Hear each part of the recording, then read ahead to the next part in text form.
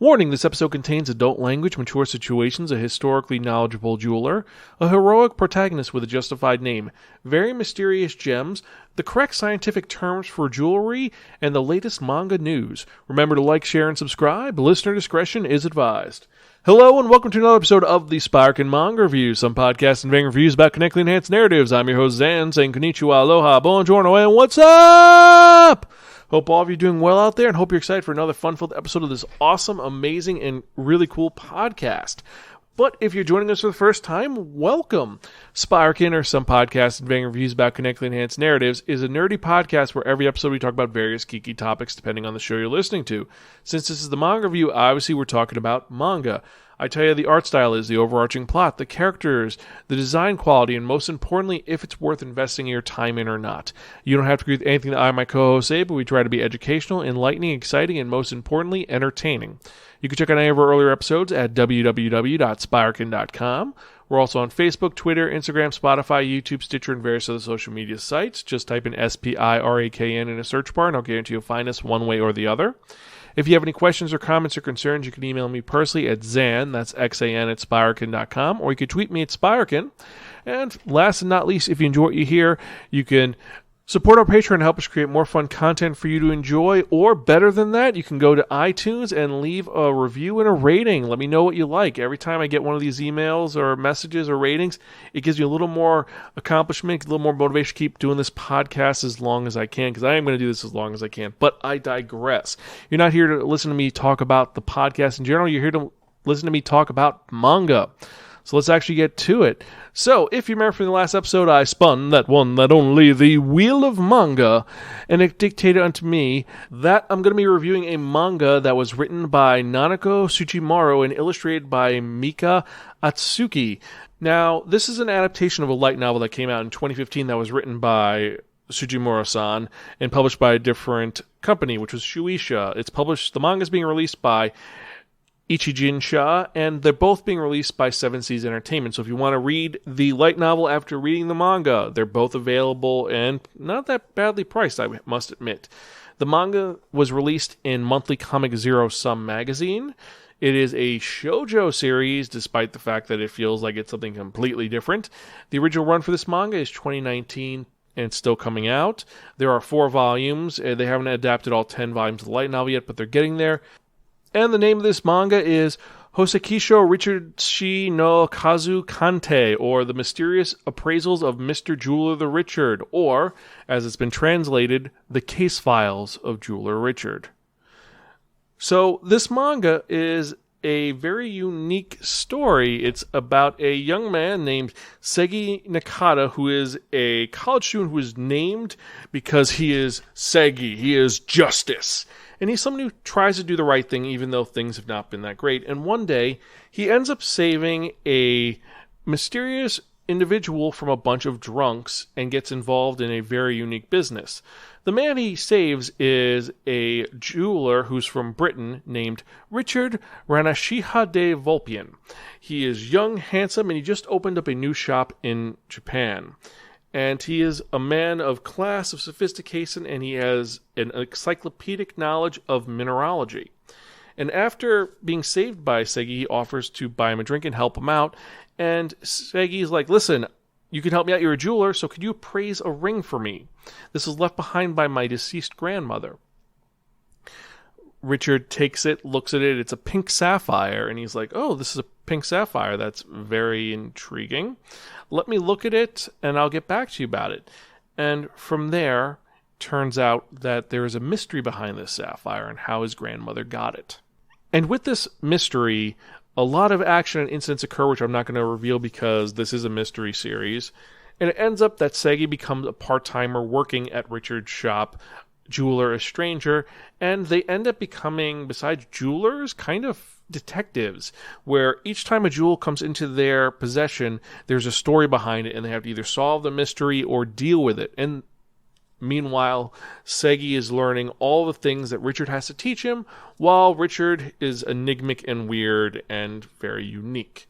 And that is the series in a nutshell.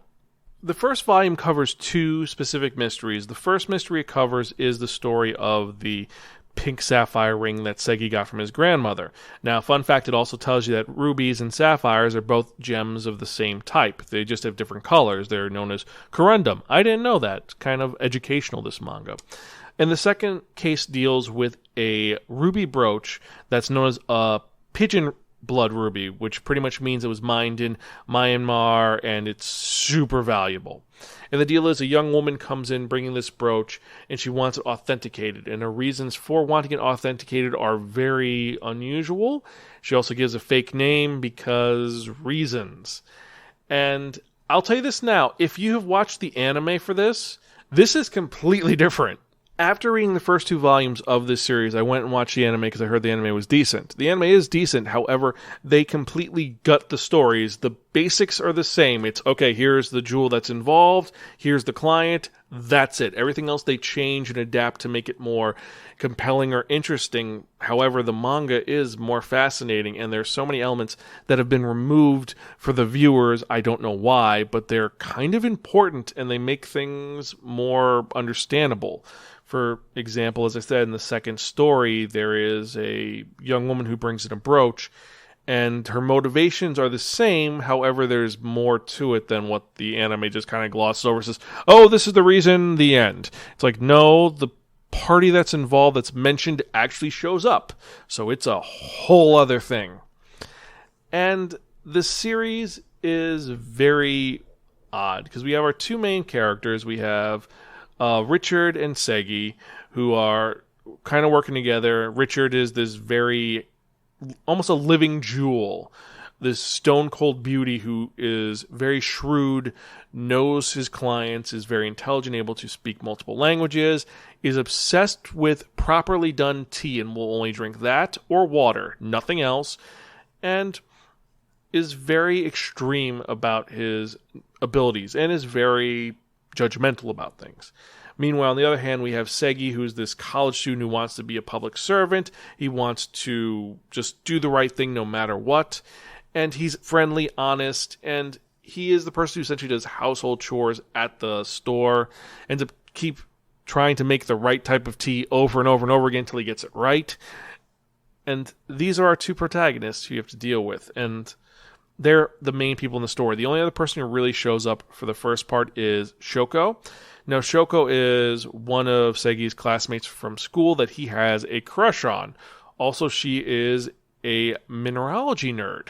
She is someone who, as she says it, she is in the rock class, and he's in the gem class. Like, she's obsessed with rocks in general. She's a geology nut. And he is learning about jewels, so he knows jewelry, but she gets super serious when she's talking about the all the scientific elements about the jewels. Like, oh, so that's a pigeon ruby, huh? Must be that. I wonder if the size is an A3 or an A4, and super analytical. And Segi really, really likes her, but he doesn't tell her what's going on. So these are the characters that we deal with. So overall, how is this story? Well, it's a mystery series. There are set mysteries that they lay out, and if you pay attention, you can kind of solve what's going on.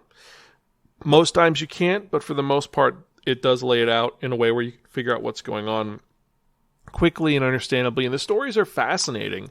And I've got to say, the knowledge about gemology, I had never known, and it was like, this is actually intriguing.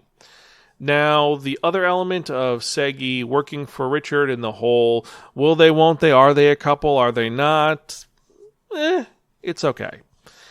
It's interesting because they introduce Shoko, and that's the person he's actually in love with, but then there's the whole, everyone thinks that him and Richard are together. There's that whole love triangle that's kind of been established, but honestly, Richard is genderless and asexual, essentially. The only thing he cares about is milk, tea, candy, and jewels. That's it. So it's a shojo series that's very different. Now, while we have our 2 main characters, are they cool? Yeah.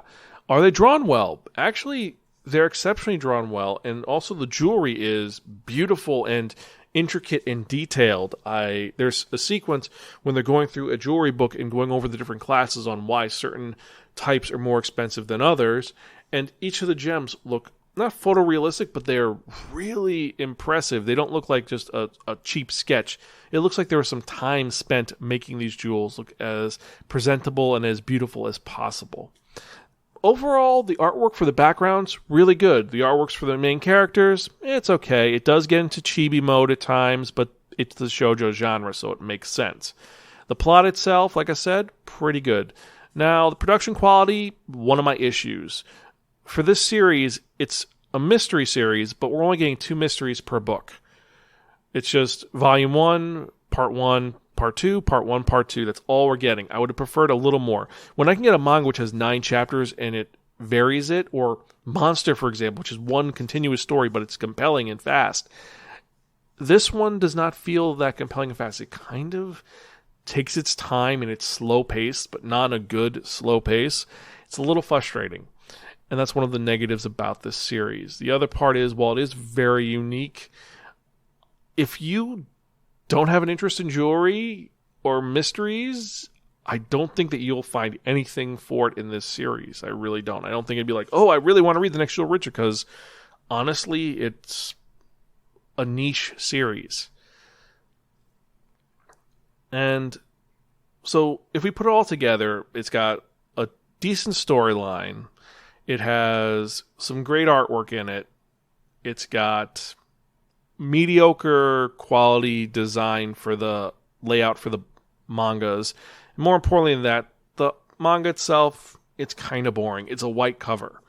It's like, yeah, this is about jewelry, and the cover looks kind of rough. Also, it's not a glossy cover. It feels papery. I got to knock off points for that. So for these reasons, I have to give the Case Files of Jeweler Richard our middle-of-the-ground rating of A Gift from Your Crazy Aunt Muriel. It's okay, but forgettable. It's a unique story, and you do learn things about mineralogy, which you could talk about, but for the most part, this didn't engage me. It didn't make me want to read more about it. I read this, it was good, but it could have been better. It really could have been a lot better. And the whole mystery part, the first mystery is so compelling, so unique. And then that second mystery is just kind of, okay, so it's about this. And then the reason for appraisal is, wait, what? It really just, the mystery falls apart in that second case. Cases 3 and 4, which I'm not going to get into, they're a little more engaging, but not by much.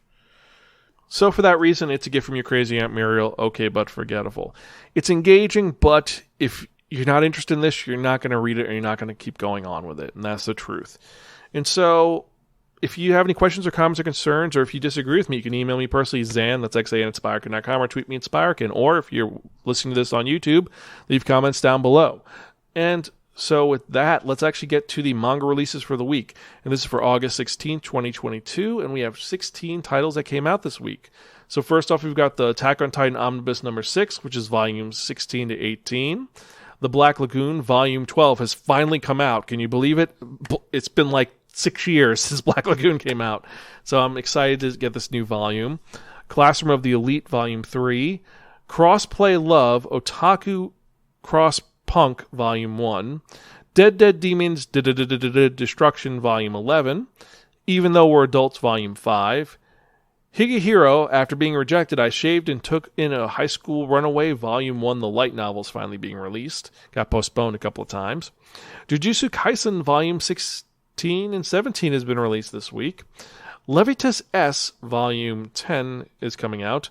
My repair skill became a versatile cheat, so I think I'll open a weapon shop, the manga, Volume 1, which sounds like a very unique twist on the light novel genre, and on the, more importantly, the isekai genre, but we'll have to wait and see. Ramen Wolf and Curry Tiger, Volume 1, I have no idea what that one's about. Rooster Fighter, Volume 1, a lot of people are talking about this series. I honestly have no interest in this, but I might check it out, just see what the hell it is. But that's if the Wheel of Manga dictates it. Anyway, Spriggan Deluxe Edition Volume 1 is being released by Viz. The Way of the House Husband Volume 8. Ultraman Volume 17. Vivu Prototype, the light novel Volume 1. And then last and certainly not least, Zom 100, The Bucket List of the Dead Volume 7 has been released.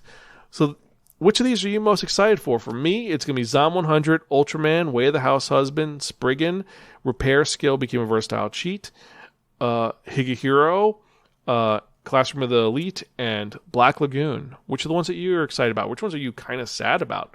Let me know. Tweet me at Spiraken or at Spiraken. Let me know your thoughts on this.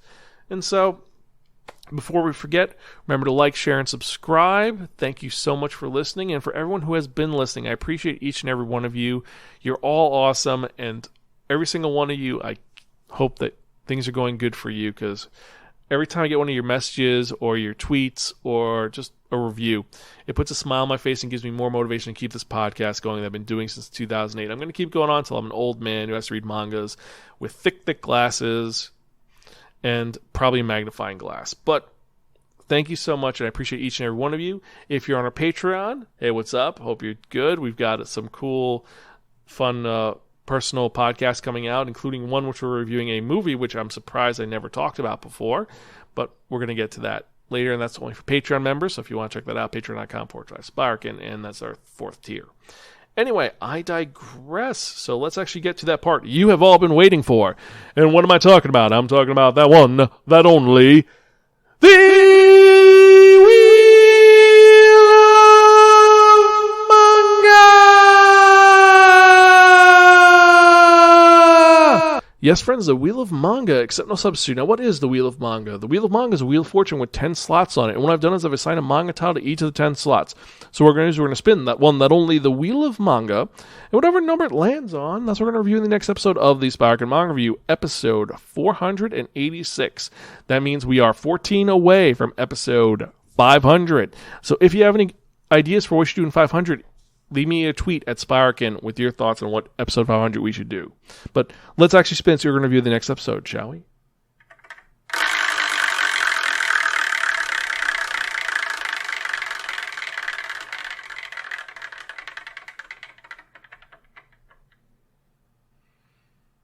Number 2.